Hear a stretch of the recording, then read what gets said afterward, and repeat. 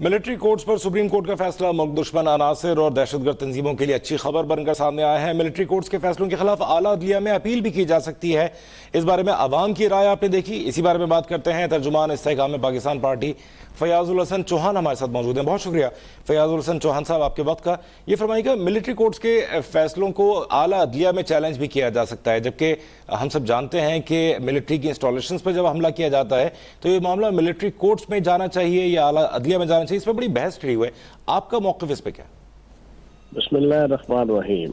देखें, आइडियलिस्टिकली तो जनाब बड़ा ये नजर आता है कि सिविलियन का जनाब ट्रायल्स सिविलियन कोर्ट्स के अंदर होना चाहिए, लेकिन हिस्ट्री ये है कि 9/11 से लेके 16 दिसंबर 2014 तक जो 14-15 साल थे, जिसमें हजारों वाकयात हुए दहशतगर्दी के और कई जनाब 20 दहशतगर्द पकड़े गए, लेकिन किसी एक दहशतगर्द को भी किसी सिविल अदालत में सुप्रीम कोर्ट से लेके सिविल कोर्ट तक किसी ने किसी दहशतगर्द को सजा नहीं दी। ये रिकॉर्ड की बात है। फिर मजबूरन 21वीं तरमीम करके रियासत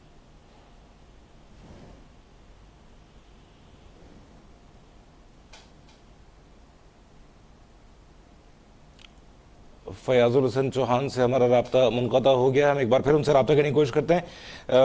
मिलिट्री कोर्ट्स पर सुप्रीम कोर्ट का फैसला मुल्क दुश्मन अनासिर और दहशतगर्द तंजीमों के लिए खास तौर पर एक अच्छी खबर बनकर सामने आया है। मिलिट्री कोर्ट्स के फैसलों के खिलाफ आला अदलिया में अपील भी की जा सकती है। अवाम ने इजहार ख्याल करते हुए कहा था कि जो लोग 9 मई वाक़े में मुलविस थे उनको फौजी अदालतों से सजाएं मिलनी चाहिए। पाकिस्तान के असासों पर हमला करना मुल्क से दुश्मनी है। अवाम का कहना है कि फौज पर बिलावजह बहतानबाजी से पूरी रियासत खतरे में आ सकती है।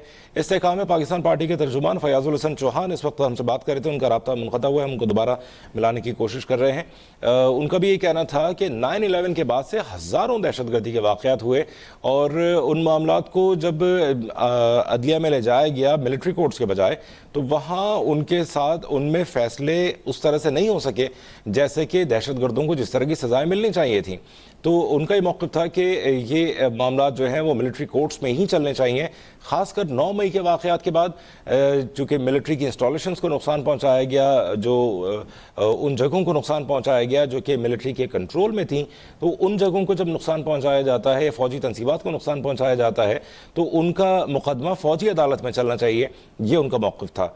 और मिलिट्री कोर्ट्स के फैसलों के खिलाफ आला अदलिया में अपील की जा सकती है। इससे जो दहशतगर्द तंजीमें हैं, जो मुल्क दुश्मन अनासिर हैं, उनके लिए एक तरह से खबर अच्छी है कि मिलिट्री कोर्ट्स में अगर उनके खिलाफ भी कोई फैसला आता है तो फिर अदालतों में जाके उनसे आला अदलिया में जाकर उस फैसले के खिलाफ अपील करके और उस फैसले को तब्दील कराया जा सकता है, रिवर्ट कराया जा सकता है। इंसानी बुनियादों पर या इंसानी हमदर्दी की बुनियाद पर उसमें फ़ैसले में तब्दीली कराई जा सकती है। जबकि मिलिट्री कोर्ट में आमतौर से उन फैसलों को लिया जाता है, उन मामलात को लिया जाता है जिनका ताल्लुक़ बराह रास्त फ़ौजी तनसीबात से हो, बराह रास्त फ़ौज से हो। फ़ौजी तनसीबात पर हमलों के हवाले से भी मामलात को कोर्ट मार्शल यानी जो फौजी अदालतें हैं वहाँ ले जाया जाता है। इसी हवाले से फयाजुल हसन चौहान का हमसे बात करते हुए भी कहना था कि हज़ारों वाक़यात हुए दहशतगर्दी के, लेकिन जो सिविल अदालतें थीं वहाँ उस तरह से इंसाफ नहीं हो सका जैसा कि होना चाहिए था, और इससे फ़ायदा हुआ उन दहशतगर्द तंजीमों को, मुल्क दुश्मन अनासिर को, और वहाँ से उनको रिलीफ मिल जाता रहा, और जिसका नुकसान पाकिस्तान को हुआ और उसमें बेगुनाह जानों का नुकसान हुआ। ये इस तरह के मामलात फ़ौजी अदालतों में चलने चाहिए।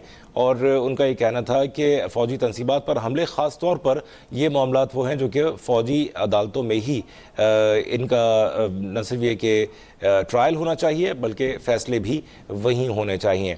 जबकि सुप्रीम कोर्ट ने करार दिया है कि ट्रायल कोर्ट जो फ़ौजी अदालतें हैं उनके फ़ैसलों के ख़िलाफ़ आला अदलिया में यानी सुप्रीम कोर्ट में अपील की जा सकती है।